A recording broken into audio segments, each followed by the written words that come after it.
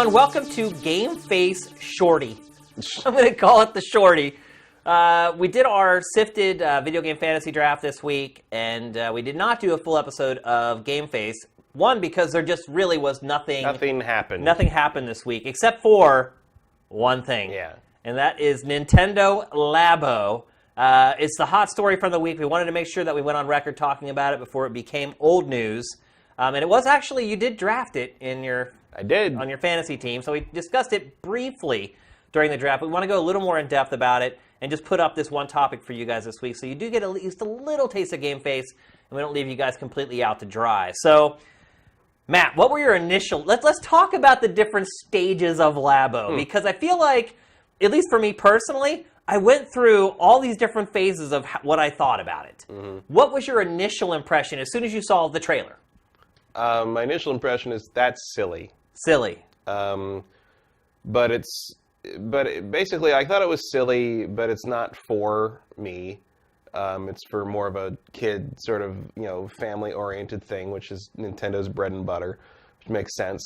It has an element of kind of like the big thing right now, one of the big things right now with like kids and like, especially like, kind of elementary grade school age kids is, stuff like Tinker Crate and sort of these, little like activity project sort of things. And this falls right into that. I did have a slight reaction of, you're putting out a cardboard fishing pole before you give me a frickin' left Joy-Con with a D-pad in it. And I like that one tweet, finally a house a millennial can afford. Yeah, that was a good one. I don't remember who tweeted that, but that was a lot of fun. I mean, it's real silly, and so, but I was like, it's got a charm to it, and then I found out how much it costs. Yeah. And well, then I didn't find it as charming. Let's go through the stages of grief and acceptance and everything that went along with this announcement. My initial impression was, that's freaking brilliant. Before I knew anything about the pricing or anything, when I first saw it, I was like, oh my god, that's brilliant, and oh my god, that is 1,000,000% Nintendo. There is no publisher in the industry that would ever do something like this. Only Nintendo would do it, and sometimes that's to Nintendo's benefit, sometimes it's to Nintendo's detriment. Sometimes it's the vitality sensor. Yeah, and you just never see it at all. This is coming out really quickly on 4/20. Do you think that's a little joke from Nintendo? I don't know if it's a joke from Nintendo, but it is funny. It is. It's like, what were you smoking, Nintendo? But so at first I was like, this is frickin' brilliant. It's a great idea. This is going to be something that's really cheap. And as I started watching it, I started to wonder if this was going to be kind of like a subscription service from Nintendo. You know how there's subscription services for everything now. Like you can go to these websites where you get a meal sent to you every night and you make it yourself and they send you the ingredient. These services are popping up all over the place. And when I first started watching this, I thought, okay, this is a thing from Nintendo where you subscribe for $5 or $10 a month, and every month they send you a new kit. That works with your Switch. As it turns out, that was not the case at all. Second thought was, this is really cool, and it's going to be really cheap. And that... Oh, welcome to Nintendo, my friend. And once I got the details on that, that's when my attitude towards Labo started to go sour. $70 and $80. The $70 for the variety kit, the $80 for the weird robot thing, which to me just looks completely stupid. I'd be into it if I was 8. The robot thing? The robot thing would be super up my alley if I was when I was a kid. And look, I agree with you as well. One of my other initial impressions was, oh my god, kids are going to freaking love this. And 2, it's not really for me. Right. And I do applaud, like this, I mean, not all of this is like that, but like the piano and the, the backpack on the robot. I applaud making the little Big Planet tech real. Yeah, right. I mean, that's what this reminds me of. But there's just things where like my main thing was like watching the fishing rod thing. Like that thing's gonna break in like 20 minutes. Cardboard's pretty tough though. It's gonna bend, and it's like my main issue with this is cardboard. It looks like really stiff cardboard. I mean, it looks like top quality cardboard. If there is whatever that means. But it looks very sturdy for cardboard. Yeah. But you're paying $70 for this thing, and there's no way to replace it when the kid sits on the piano. Yeah. After an hour, like this here's the big stuff's not problem gonna with survive. cardboard. It gets wet Right. it's ruined. No matter how good the cardboard is. And here's the problem with children. They're moist. Yes. They're moist. They leak. And they make everything around them moist. Yes. Either they're spilling their sippy cup or their whatever. Yeah, I undoubtedly question I feel like durability. Nintendo, and I know they said, they're going to put out the patterns, you can print them out or what's okay, that for free. That's not for free. You have to find cardboard that can do this. Well, you also have to create the strike lines, because Right. you can't just fold a piece of cardboard and it works just like... that Some of becomes these designs are crazy intricate. Oh, yeah. That'd be like, it would be much more reasonable to just sell, because it's like $70 for what... In part, you're paying for the software there, right? Right. Like, and so when I went on, I tweeted, I was like, the price is outrageous. And then people immediately came back at me, you're getting the game card, you're getting the game card. No. Let's rewind here. Let's go back to the Wii era and the Wii U era. Those mini game compilations cost like $19.99, $29.99. You never paid $60, not even for Carnival games. Like, you paid that much for Wii Play, but that's because it came with a Wiimote. Right, exactly. You got hardware with it. Right. And so this game card, to me, we haven't seen all the... In fact, we haven't seen really the games hardly at all, to be honest. Just the house one, you can kind of get a picture of how that works with the faucet. And yeah, and the robot one, it looks like... Robot one is pretty... That looks Project like Giant Project Robot. Giant Robot They just finally brought got, it back, yeah. Which resurrected. is cool. Like, I'm glad to see that they're kind of reusing that stuff, which is something Nintendo does a lot. Like, you think a project's dead... Nintendo and never it'll throws find a way anything to, away. Yeah, it doesn't. It'll find a way to bring it back. Except maybe Pikmin 4. Right. Like, Where is it? part of me was surprised that Pikmin 4 wasn't in this. Yeah. They didn't figure out a way to, like, make a bunch of little Pikmin that would scramble around on the floor. So a lot of people came at me with that. They were like, oh, you're being a jerk because you're not accounting for the fact that there's a card. No, the card should cost $40 max. Based upon, I mean, look at that giant robot. It looks like it was made in like 3 months, even though obviously we know it's been in development for like 5 years. But the games to me look like throwaway mini games. It's more of an excuse to use the cardboard stuff than anything else. So if I give that a max value of $40, that means you're paying $30 for the cardboard for the variety pack, and you're spending $40 for the robot. And the robot is a little more elaborate. I can see where it would cost a little more, but that is insanity. I mean, you're talking about a profit margin for Nintendo on this stuff of like 1,000%. It's cardboard. You buy it in bulk, you can get it so cheap. It's cardboard and rubber bands. And I think that's the problem here. And then they're charging $10 for this customization kit thing. Like, I mean, I they're said just markers and tape. A year ago when they showed the Direct with the Switch in it, I said this system is an excuse to sell us overpriced accessories. You did. You said that right from day one. Here we go. Yeah. I mean, and like, if this is something that you think is worth that kind of money to like have a fun afternoon with your kids and hope they don't destroy things too quickly, cool. Like, it's a cool idea. I don't know if it's a cool idea, but it's a neat idea. It plays into that kind of Tinker Crate thing. It's a crafty project that you can do with as a family. Like there's a lot of appeal to that. Yeah. It's just not something that like lasts and it will not last. And only for adults. But do you think there's any draw to this for adults? I wouldn't think so, unless like. Are you gonna buy it? No. I heard a smirk from Sam. Like, yeah, there was a sniff. There was some chuckling over there. Like, I don't. No, like I mean I admit the robot thing is a little tempting because I like giant robots, but A, I don't think that backpack will fit on me, and B, like I'll get bored with that in an hour. Yeah. Like it's not. I mean that's really what this comes down to, right? For adults, is it does not appear that the games have enough depth to keep adults occupied, and they're not supposed to. They're not for that. I mean, even in the announcement for this. For the video, they said it's for kids or the kids at heart or the kids.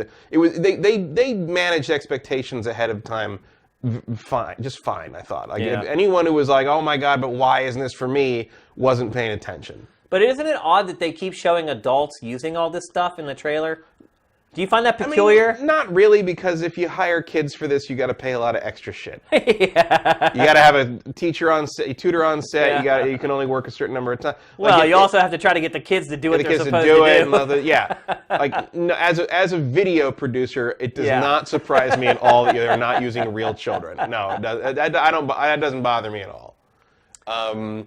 Like, I get what this is for. And also, like, look, this is a thing that you're going to be doing with the kids, not necessarily, unless they're a certain age or whatever. But, like, this to me looks like something you would do with, like, your, like, 7 or 8 year old. Yeah, for sure. And that would probably be fun.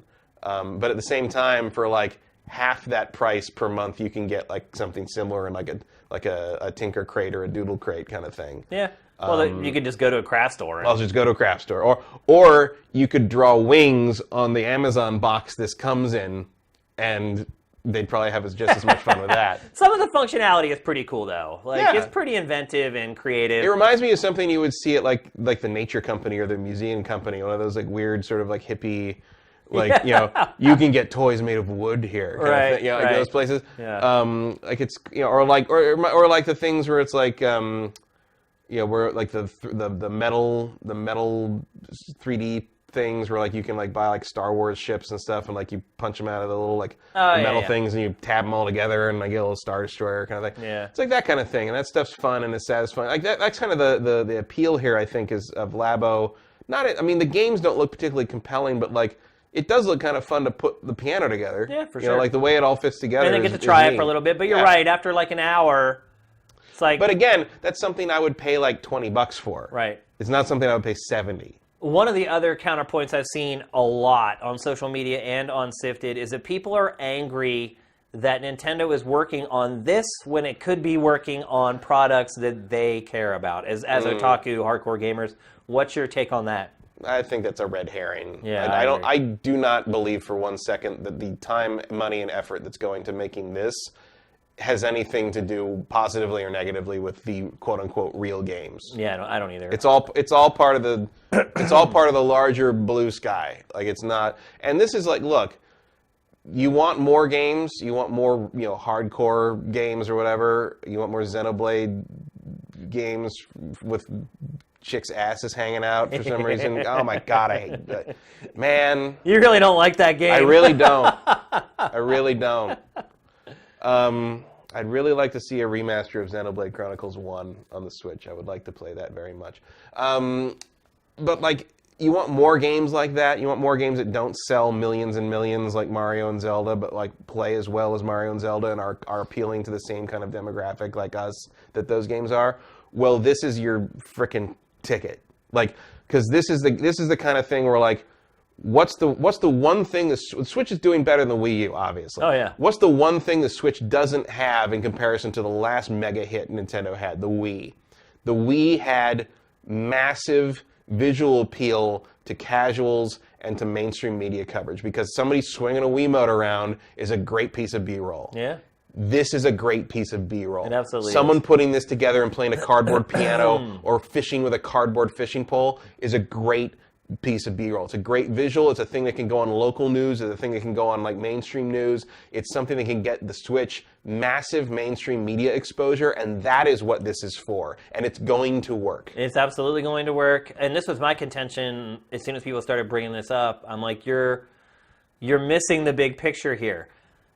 Nintendo has tons of different products, but the money and the revenue that it generates goes into one coffer. Mm-hmm. So if this is a smash success, they can put that wherever they want. They can use that money however they want. Right. And do you think Nintendo's going to invest more of it into stuff like this? Right. So if you look at its history, Labo 2 is not going to need 4 times the budget that Labo 1 did. All that money is going to go into a big piggy bank where they're going to make games for us. Right. And it's like, you want to know where Pikmin 5 comes from? This. Right there it is. And that's my contention. Like, this is nothing but good for Nintendo, for the Switch, and for core gamers, and for kids and casual gamers as well. Yes. I think even if we don't play or buy this, we will reap the benefits of it later. Absolutely. I think this Labo is a win all the way across the board for everybody involved. It'll get more kids to buy the Switch. Those kids aren't just going to play Labo. They're going to get other games. Things. They're going to play Mario. And it's like I was saying, where I feel like because of the release schedule, felt like there's a danger of the Switch slowing down in hardware sales because there's just nothing compelling people to buy. Well, this is something that will compel people to buy a Switch that may not have had their eye on it before. This is the kind of thing they need because they don't have Mario and Zelda to drive the frenzy to the hardcore market. But what they do have, if they're putting stuff like this out, is they have something that brings in people that don't care about Zelda. You're absolutely and right. that expands the user base. It expands the potential people that can buy the software. It gives them another avenue into your home. Yep. And that's what they need this year, because they do not have the release schedule to balloon out just on the strength of what their game releases to essentially are. scale the install base of Switch. They don't. And I think next year they will. I think next year they're going to have another bunch of heavy hitters for the core demographic. But this is a very important, like, kind of pillar of their strategy, I think. And the thing is, like, the Switch is doing well. The Switch has a library that's expanding. The thing is, what you just said. But we don't need to be interested in this. It's a new pillar. Yeah. We don't need to care about this. Nope. Like, it's not for us, and that's okay. You're absolutely right. Yeah, it's a smart move by Nintendo. It's brilliant. Again, when I first saw it, I was like, just when you think Nintendo has reached the bottom of the well, you're like, okay, Switch is pretty good, but they're going to ride this now for the next however many years. Out comes Labo. I got that, and it also gives it, one of the other things I think the Switch was missing was something tactile. Yeah. Something that kind of felt... Or to show the functionality of the Joy-Cons, for God's sakes. Yeah. I mean, when they announce the Switch, they go, at least in Japan, remember there was like a 20-minute segment where they just showed off all the stuff the Joy-Con could do. And then we get the Switch, and we're like, wait a minute, like, what happened to all that stuff? Well, you're starting to see just how versatile this hardware was. When do you think Nintendo came up with this idea? Do you think it was thinking about stuff like this when it was developing, doing R&D on Switch, or do you think I feel like this must have kind of come up alongside the development of the Joy-Cons. I wonder if it was always cardboard. Right. Like, I wonder if... Because I think one of the things the obstacle to kind of the idea of this is I think you run into that problem where people just aren't into having tons of plastic accessories laying around anymore. It ain't Rock Band anymore. You don't have to invest as much in it. Even though it's overpriced, you still aren't putting $60 into one guitar or it's also like, if you get tired of having these things around, you just throw them in the recycling trash, bin. and they recycle. Yeah. I saw a lot of people saying, look at all the paper waste. It's like, bro, there's nothing easier to recycle than cardboard. Right. And it's also like, theoretically, I mean, I don't know how, sometimes these things go together easier than they come apart, but you'd flatten most of this out and use it later. Like, the storage situation is more conducive than, I mean, look, when I moved, I got rid of so many plastic guitars. Yeah. You wouldn't believe. I mean, I have a whole closet such full a waste of space and such a, and I spent more than $80 on some of those guitars. Oh, I have the wooden ones that are made like real guitars. That's the only one I have left is the Stratocaster, the real Stratocaster. Yeah. And you probably don't even need that. Like, no. Because the problem with those is that they were always made specific to a system. Right. And so I have, like, guitars for the PlayStation 2. I have a guitar for the PlayStation 3. I have everything for Xbox 360. Now I have a guitar that works with Xbox One. Like, because they weren't just universal right out of the gate, they're just junk now. Like, if you go to, like, a Goodwill or someplace like that, if you go into the back, there are stacks of plastic guitars back there, where everyone's just like, these are worthless now, what am I going to do with them? Yep, and most of them are Guitar Hero for PS2. Yep, you're absolutely right. Yeah, so you're right. This is something, if you don't like it, just dispose it. If it gets trashed, who cares? Yeah, my main criticism would be I think Nintendo needs to have a more affordable and easy solution to this thing got destroyed because it's made of cardboard and I want to have it back. Agreed. And you should be able to buy like the individual cardboard sets from like the variety pack for like $10 each from their website or something. I agree. I do feel though that all the concepts that they've shown so far are so simple that I think most kids are going to play with it like once or twice and be done with it. Like, I don't even know if they'll have a chance to destroy a lot of this stuff before they get sick of using it. It's really kind of a novelty. Well, it's also kind of the thing of like, I do like fishing games, and so there's sort of an appeal to like the fishing pole thing. But I know I destroy it just playing it normally. And then on top of that, it's like you hit that same accessory problem where it's like, oh, maybe I want to play this thing. Do I want to drag all that stuff out and do it and put the thing over here and do it? Like, nah, I'm just going to play this. Yep. I do it all the time. And I do that with PlayStation VR a lot. And the solution to that when we have kids running around is like, well, you just leave it out, but that's how they get stepped on. Yeah, so that's true. I don't know. Like, I mean, but again, it's not something I ever have to worry about because I don't have children. I don't intend to ever buy this. So, but I think it's going. Obviously, it's selling well on Amazon. I honestly may buy the first kit and just never open it. Oh, just like This is a collectible. part of history Yeah, kind of thing. but yeah. I have no interest in really playing. Well, good luck myself. with that, because I think this is going to be another one of those Nintendo product in the pipeline problems early on. That could be. You're right, absolutely right. I did not order it. If you didn't already pre-order pretty soon, at the very least, I feel like you're not going to be celebrating 420 with a cardboard piano. How funny will it be if people like burn up the cardboard like because they're celebrating 420? Well, I mean, Someone's house gets burned down because their Labo catches on fire. Well, how long before someone's going to turn that house into a bong? Yeah, right? exactly. That's the first tweet that's going to go out that day. Your videos all over YouTube. It's probably going to be clever. You two have to shut it down, like the idiots who are eating the Tide clothes detergent pods. But anyway, it sounds like we're actually both kind of pretty positive on it. Like, we're not really like feeling threatened by it or. No, I didn't. I think they set it up well to be like, okay, it's not for you hardcore people. It's for more of a kid family thing. It makes sense in that regard, and I think it's going to be a big hit, and it's going to give the Switch something else to be. Yeah. And that's fine. And as someone who doesn't care about that stuff, I'm just not going to probably play it, and that's fine too. That's totally fine. I will play the stuff that funds. Right. It's like there's tons of games I don't play. Yeah. How is this any I different? wonder if the people who are complaining have bought every Switch game, have bought every PlayStation 4 game. You haven't finished It'll Do 2. I don't want to hear it. Best name for a game ever. I remember the first time I saw that, I was like, this can't be right. And I kept staring at the letters, and I was like, what? Is that really what it says? That was one of the games I gave to my niece for Christmas, and she opened it, and she's like, what? What? And I'm like, it's fun. Just try it. She's like... It is actually a decent game. Yeah, I'm like, don't judge it by its title. I mean, there's a whole expression about that. Yeah. Like, I don't know if she ever actually got around to playing it. But... Probably not. Because I also gave her Mario Odyssey, and I think she got then she has not touched It'll Do too. But in the doldrums of March, you may want it. She'll be glad there's something she hasn't opened yet. All right, that's going to do it for GameFace Shorty. I don't know who will be doing one of these again. It just kind of worked out as a perfect storm for this is a fascinatingly slow month. It really is. Things pick up next week, though. We'll have Monster Hunter World coming out. We'll be able to talk about that. I'm jumping on the Metal Gear Survive beta. Dragon Balls next week. Balls next week. Are you going to play Metal Gear Survive this weekend? Maybe. I don't know. I played it last night for a couple hours. It's insanely complicated and convoluted. Well, they got that part right anyway. Yep, they sure did. So that's it. Hopefully you guys enjoyed... Nanomachines. Yeah, nanomachines. Hopefully you guys enjoyed this brief segment. We wanted to talk about Labo before it became yesterday's news, and we'll be back next week with a full episode of GameFace. GameFace Shorty is up and out.